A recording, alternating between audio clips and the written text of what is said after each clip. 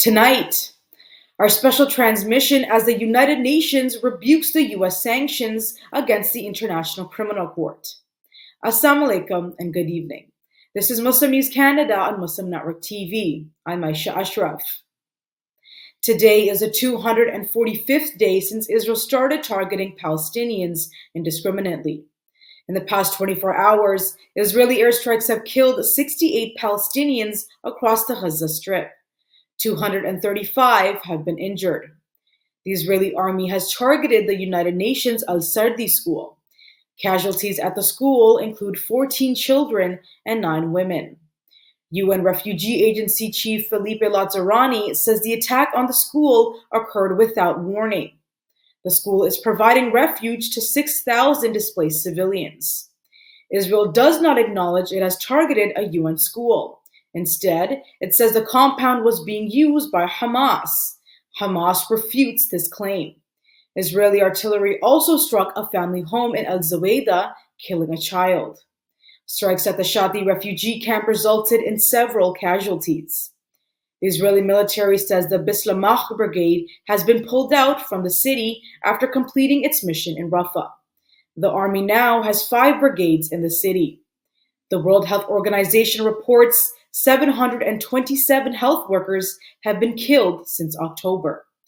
The death toll from Israel's war continues to mount.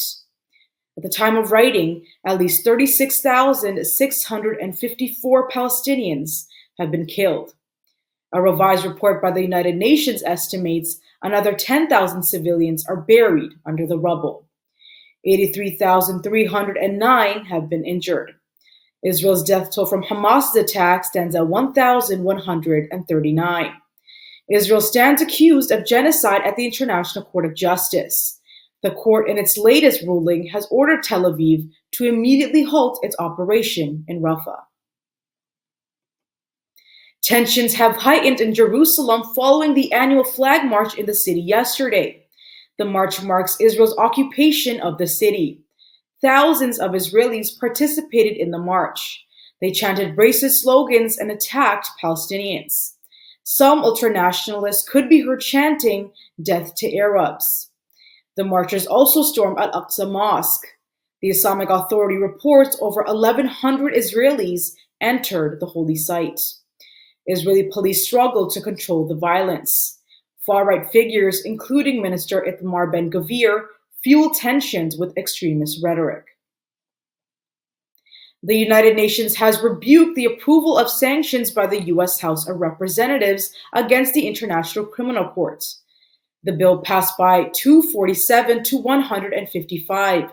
It aims to penalize the court for pursuing arrest warrants against Israeli officials.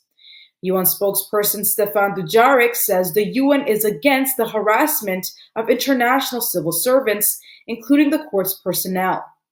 U.S. Congress move follows prosecutor Karim Khan's recommendation for war crime charges against Israeli Prime Minister and Defense Minister.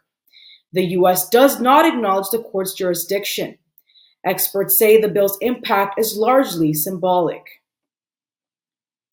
Slovenia's parliament has overwhelmingly voted to recognize Palestine as an independent state. The move makes Slovenia the 4th European nation to do so in a month. Prime Minister Robert Golob's motion received resounding support. 52 out of 90 lawmakers voted in favor. Over 140 countries support Palestinian statehood. Experts say recognizing Palestine is crucial for a two-state solution. However, gaining Security Council approval faces challenges due to U.S. opposition. Aharon Barak has stepped down from his role as an ad hoc judge at the International Court of Justice. Barak has cited personal and family reasons for his resignation in a letter to Prime Minister Benjamin Netanyahu. His resignation comes amid South Africa's genocide case against Israel. Barak was part of a 15-judge panel hearing the case. York University students have set up a free Palestinian sit-in on campus. They vow to continue until their demands are met. The sit-in is organized by the group York Popular University for Palestine. Protesting students are demanding disclosure, divestment, and boycott of companies connected with Israel's war on Palestine. They are also calling for financial transparency and cessation of support for the Israeli military. York's faculty is supporting the sit-in. The faculty is demanding that the administration does not intervene in demonstrations and holds genuine negotiation with students. Today is the third anniversary of the horrific attack that claimed the lives of 4 members of a Muslim family in London, Ontario, in a hate-driven attack. Remembering the victims of the horrific attack, politicians and advocates have intensified their efforts to combat Islamophobia. The anti-hate legislation known as the Our London Family Act was designed to tackle Islamophobia across the province and prevent such atrocities. It was introduced 8 months following the incident. However, the bill was never debated and vanished from the agenda with the onset of provincial election in 2022. The opposition has announced today that they plan to return the bill to Muslim communities for further consultations. Dolly Begum, a New Democratic Party MPP, says the need for action is more urgent. Begum says there are increasing reports of Islamophobia and anti-Palestinian hate since Israel's war began in October. She points out that anti-Palestinian racism is omitted from the previously introduced legislation.